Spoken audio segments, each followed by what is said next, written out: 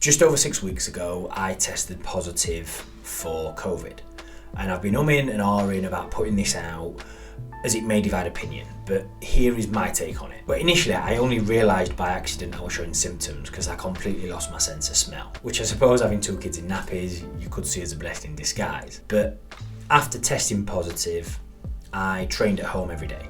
I'm fortunate enough to have a gym at home, which also kept me sane during the lockdown period earlier in the year. But after I tested positive, I really went for it. And I really pushed myself. Some might say foolishly, but it was more than anything just to convince myself that it weren't going to stop me. I didn't have a tight chest, I didn't have a cough, I didn't have any aches or pains or a fever, I didn't struggle for breath, okay? I didn't even have a blocked nose. I just couldn't smell anything.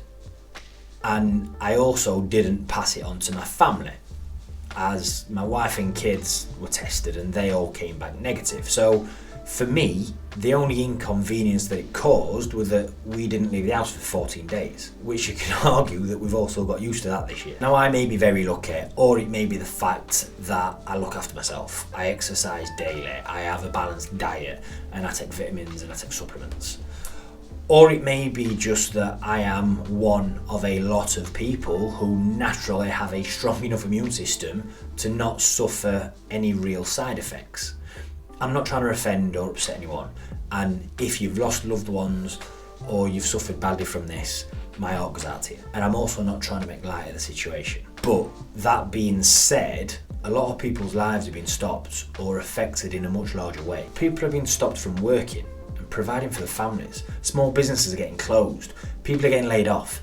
I know a lot of expats who have been separated from the family for almost a year, not being able to see the wife or husband and kids for a year, for fear that they can't get back into the country where the jobs are at and they'll get sacked. Mental health's up, depression's up, suicides are massively up. Domestic abuse for both kids and adults is up. My brother had his first child 2 weeks ago, and he wasn't allowed in for the entire pregnancy for a single scan or a single appointment. He weren't allowed to see his first son being born. And after his son, after Vinny were born, he were only allowed in the hospital for an hour to see him. Then he had to get out because of the risk. My sister-in-law had a C-section and she was in hospital for 3 days. She couldn't get out of bed and she couldn't pick her son up on her own, yet nobody was allowed in to help her. They can't ever get that experience back. Cancer diagnoses are at the lowest they've been in years. Now, this doesn't mean that less people all of a sudden are getting cancer, it just means less people are finding out. And what's the knock-on effect from that going to be? Well, more people are going to be dying that could have potentially been saved. And all of this for a virus that is dangerous for a small minority of people. Yes, if you're vulnerable or you're high risk or over a certain age, you need to be careful. Well, we all need to be careful. But is all of this necessary?